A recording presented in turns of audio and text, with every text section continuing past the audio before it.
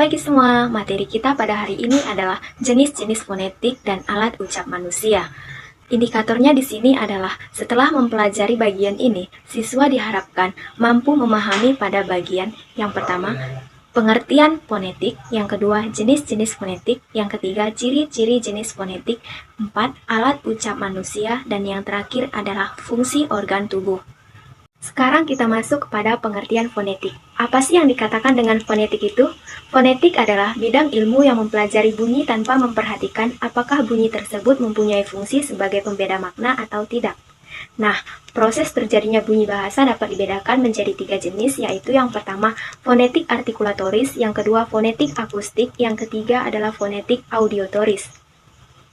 Adapun jenis-jenis fonetik yaitu yang pertama, fonetik artikulatoris. Fonetik artikulatoris dikenal dengan sebutan fonetik organis atau fonetik fisiologis. Jenis fonetik ini merupakan bidang yang mempelajari mengenai mekanisme atau cara kerja alat-alat ucap atau artikulator manusia, bekerja dalam memproduksi atau menghasilkan bunyi bahasa, serta bagaimana bunyi tersebut dapat diklasifikasikan.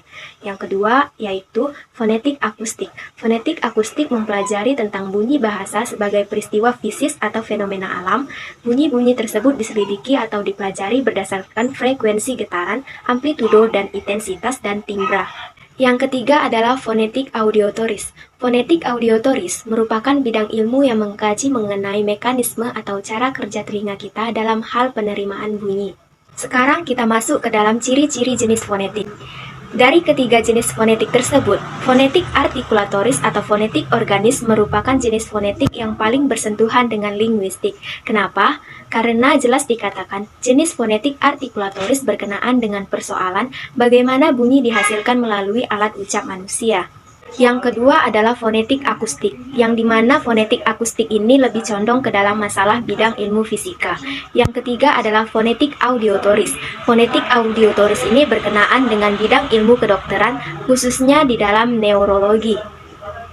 Sekarang kita masuk ke dalam bagian alat ucap manusia. Satu hal yang cukup pasti adalah pada kasus-kasus tertentu, bidang ilmu linguistik dapat berkolaborasi dengan kedua jenis fonetik tersebut, yaitu fonetik akustik dan fonetik audiotoris. Fokus kepada masalah fonetik artikulatoris. Pada jenis fonetik ini, hal yang paling mendasar yang perlu dibicarakan adalah alat ucap manusia. Kita dapat lihat pada gambar di bawah ini, yaitu jenis bagan fonetik. Yang pertama adalah fonetik artikulatoris yang berkenaan dengan bidang ilmu linguistik, yang kedua fonetik akustik yang berkenaan dengan bidang ilmu fisika, yang ketiga adalah fonetik audiotoris yang berkenaan dengan bidang ilmu kedokteran atau neurologi. Nah, pada gambar di atas tadi kita bisa melihat bahwa terdapat 2 kelima organ atau bagian alat ucap manusia. Yang pertama paru-paru, kedua batang tenggorok, 3 pangkal tenggorok, 4 pita suara, 5 krikoid, 6 tiroid, 7 aritenoid, 8 dinding rongga kerongkongan, 9 epiglottis, 10 akar lidah, 11 pangkal lidah, 12 tengah lidah, 13 daun lidah, 14 ujung lidah, 15 anak tekak, 16 langit-langit lunak, 17 langit-langit keras, 18 gusi, lengkung kaki gigi, 19 gigi atas, 20 gigi bawah, 21 bibir atas, 22 bibir bawah, 23 mulut, 24 rongga mulut, dan yang terakhir 25 adalah rongga hidung. Sekarang kita masuk ke bagian akhir, yaitu fungsi organ tubuh. Melihat atau mendengarkan bagian organ tersebut, kita dapat menyimpulkan bahwa organ-organ tersebut memiliki fungsi utama yang lain. Seperti yang pertama paru-paru, berfungsi untuk pernapasan, yang kedua gigi, berfungsi untuk mengunyah, yang ketiga adalah lidah, berfungsi untuk mengecap, dan lain-lain. Namun begitu, tidak dapat dipungkiri bahwa ketika manusia sedang berucap atau berbicara, mereka pasti akan menggunakan organ-organ tersebut. Tidak semua organ berperan secara aktif, ada juga artikulator pasif. Tetapi tanpa artikulator pasif, bunyi tidak dapat diproduksi secara akurat. Misalnya pada bunyi laminopalatal. Bunyi ini melibatkan daun lidah sebagai artikulator aktif dan langit-langit keras sebagai artikulator pasif.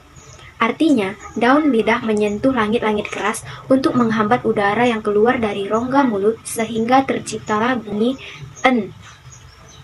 Baiklah, sekian dari materi kita pada hari ini. Saya ucapkan terima kasih dan sampai jumpa pada materi berikutnya di minggu depan.